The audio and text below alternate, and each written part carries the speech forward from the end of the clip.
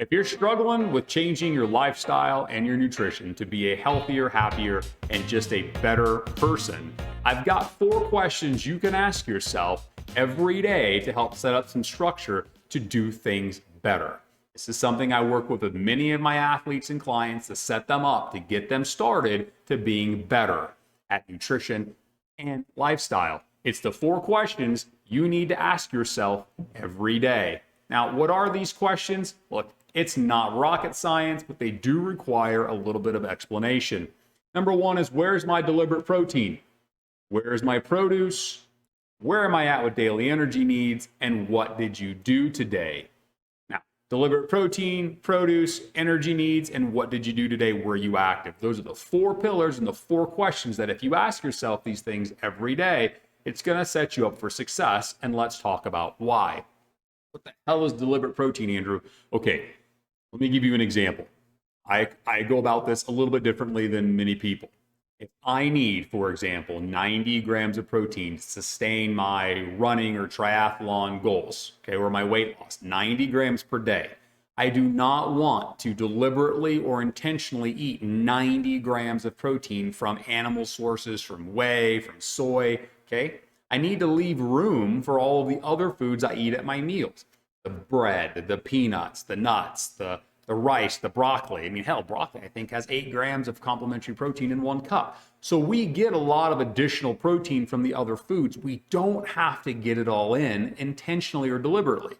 But your deliberate protein does need to be deliberate. So for my 90 grams of protein per day, let's say I shoot for about 70 to 75 intentionally or deliberate protein, meaning I'm going to get 70 to 75 grams of protein from a whey, yogurt, cottage cheese, milk, chicken breast, right? And the other protein that I need from 70 to 75 to get me to 90, that 15 or 20 grams, I'm going to rely on the foods I'm eating with my meals. I'm going to rely on those breads and the peanuts, okay? The oat milk I stick in my coffee.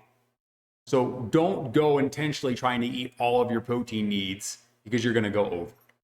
Now, why focus on protein intake? It's not why many people think. It's not so that you just get big and bulky. Like, that's actually a fear that many people have, and it's the exact opposite of what eating protein really does. Protein gets broken down into amino acids. Those amino acids are used to repair and synthesize new tissues. Repair and synthesize tissue, right? Everything, your organs, your skin, all the stuff on the inside, your vessels, they need to be repaired. And lean body mass helps do that. It's not all about muscles. So an example, early in my dietetic career, I worked with a professional dancer. And one of the comments she said was, many people that don't eat a lot of protein, they don't want to get bulky. It kind of blew my mind because they work incredibly hard. They're professional athletes and they're not eating enough protein to repair the muscles and the damage they do every day, yet they do it 5, 6, 7 days a week for hours on end because they had the wrong idea that eating protein was going to make them bulky. And it wasn't. That's not what it does. Just by eating protein doesn't make you big. Okay? So you need protein for muscle and tissue synthesis to repair and rebuild. But you also need it to turn on that lean body mass switch, okay? You need enough protein to make sure that at your age group, that your lean body mass synthesis is turned on appropriately, and it changes. The older you get, the more you need. There's a lot of videos on my YouTube site, on my channel here, that will explain to you how much protein you need and about that protein synthesis switch. It displaces other food. Yep, protein certainly does. If you look, I think of a pie chart in your mind, close your eyes. Well, not while you're driving, okay? But if you think of a pie chart, you've got fat, carbohydrates, and protein. If protein starts to get bigger in that pie, everything else is shrinking. Fat and carbohydrates is getting smaller as a percentage or a portion of your day. Now, that means if I'm eating more protein, I probably don't have enough room in my day for other things that maybe are contributing to my bad habits or overweight. Thermogenesis, protein requires hydrolysis or water to break it down. Any extra activity that the body needs to break something down uses calories as a unit or energy measure. So eating protein does burn more calories. Does it burn significantly more calories? Is it meaningful? No, I don't believe so, but I'm going to add it in here because you've heard of it. And yes, eating protein does burn more calories than if you eat fat or carbohydrates. Does it matter? I don't think so, but made a good slide. Satiety and fullness. Protein makes you feel full. If I were to sit you down and have you eat 2 or 3 4 to 6 ounce chicken breasts, I can guarantee you're going to be full afterwards, and you may or may not finish it while you're getting through it. So the chewing, right, slowing you down is big, but then also when it gets into your stomach, it does make you feel full, gives you a sense of fullness, and that sense of fullness lasts longer, meaning we'll probably eat less throughout the course of the day. That's incredibly important when we're talking about our energy bucket. Number 2 pillar is produce, produce, produce. Where is it? You need to be eating lots of it every day. Matter of fact, I feel produce should be a majority of what it is that you're eating. Now, I'm not vegan and I'm not vegetarian. I eat plenty of red meat, pork, sausage, you name it, okay? I'm eating it, but I'm also eating like 80% plants because I want all the fiber. I want the prebiotics that are gonna feed the healthy gut flora, the bugs and the plants inside my intestines so that I feel better, because we know that gut flora is linked to my mood and mental health, to my immune system, to my absorption of nutrients. I've got videos on my YouTube about that as well. So what's the one goal for produce? I recommend that people are getting started with me that we do one simple thing. 1 cup of produce for every item on the plate that isn't produce. It doesn't sound as complicated as I had to articulate it as. It's funny that you trip up on the word articulate. Right? So, for example, if you have for breakfast eggs and toast, 2 items, 2 cups of produce. Wait, 2 cups of produce at breakfast? Yeah, why not? An apple fits in a cup, it counts. An orange fits in a cup, yep, it counts. You can have an apple and an orange at breakfast, why the hell not? You can have an apple and a couple berries. You can have banana and blueberries. But you need to actively be making that choice and habit. Have eggs, have some cooked spinach and mushrooms, and then have an orange, right? You just need to get in the 1 cup for every item that's there. Same thing for lunch and dinner. Got a pork chop and a cup of rice, you need 2 cups of veggies. Now, most people will try to get away going, yep, I had 2 cups of greens, spinach. Yeah, okay. I do want to add that there is one exception to the rule, and when it comes to greens like kale and baby kale and spinach and power greens, right? 2 handfuls or 2 cups is 1 cup. I do actually like to see more of those. Now, some of the reasons you want all of this, right? We talked about the fiber, helps you poop, definitely a good thing. The prebiotics, talked about giving the healthy gut food to, gut bacteria food to live and overcome the bad stuff. We talked about that. The phytonutrients and the antioxidants, those are important. There's a lot of bioactive compounds inside these colorful fruits and vegetables we eat that are really good for immune, mental, and gut health. And lastly, produce has very little calories for a large amount of nutrient density, meaning I'm getting tons of vitamins and minerals and phytonutrients for very little calories. We can eat a lot of volume of this stuff. We will feel full. We will not be hungry. And when you pile this on top of the protein that you're eating, there's really not a lot of room for a lot of other things, and it doesn't leave you wanting, okay? Where am I at with daily energy needs? Yes, you have a bucket. Everybody has an energy range or a caloric need that you can orbit around.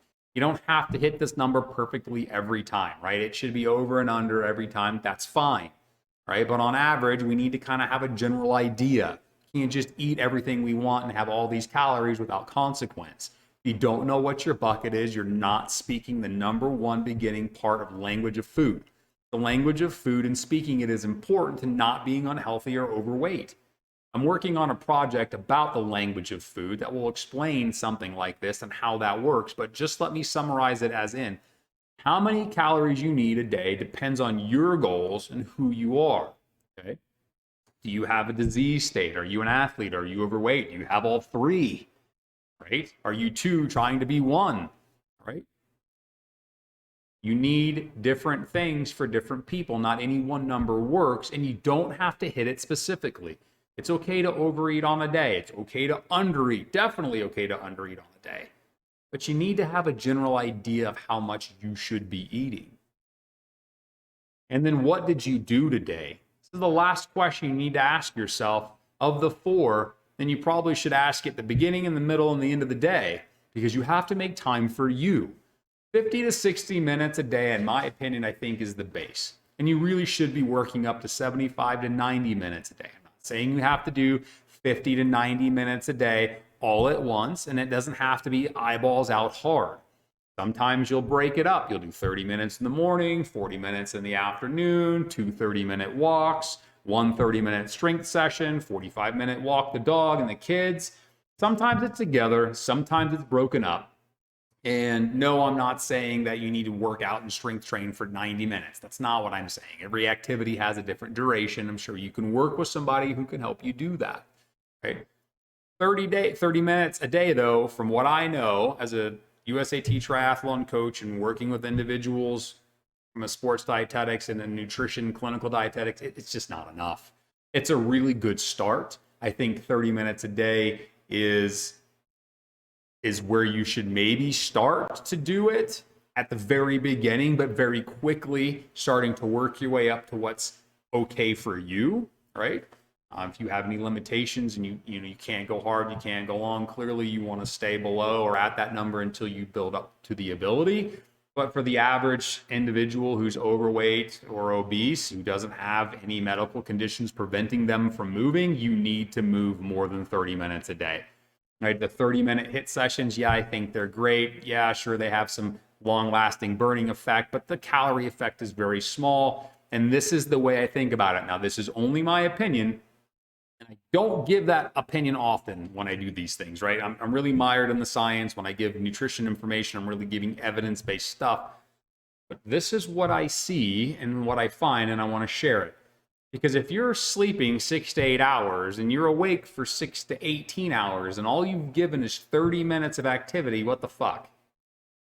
Like, seriously, you were up and awake for 16 to 18 minutes, but you only devoted 30 minutes to actual activity. Your body was meant to move, right? Sure, if you're time crunched or you're in a hurry on a day, that 30 minutes is better than nothing. I absolutely agree. I'm not saying if you can't do 50 or 60 minutes a day, don't do it at all, right? But I'm saying if you can commit 30 minutes of a high intensity in one day, you do need to work up and go longer. You do need to split this up. We can't just be moving for 30 minutes a day. And I don't care what it is that you're doing. You can go 30 minutes to CrossFit and it's not enough, right? 30 minutes of high intensity work every day is not enough. You need to change it up, to be really honest with you. You don't want to do 5 to 6 days of high intensity work all the time. You need to do some easy, slower stuff. Just my opinion, just what I see works, and just what I see when we're looking at the numbers to keep people moving and consistently cardiovascularly and strength healthy. We need to have that number move up. So the 4 things that I talked about that you should ask yourself every day: where's your deliberate protein? Where's your produce? How much energy do you need so that you're not overeating and you get an idea of what your meal composition should be during the day? And what did you do today? Did you move the appropriate amount of time? 4 things that are going to help you change your life when you're looking for nutrition and lifestyle habits for the better. If you got any questions or you want more information, you go ahead and email me, message me, hit me up on any one of these social media channels that you can't see because they're covered up right now. There you go. Looking for the likes and the subscribes. I appreciate it. Communicate. Love you. Thanks.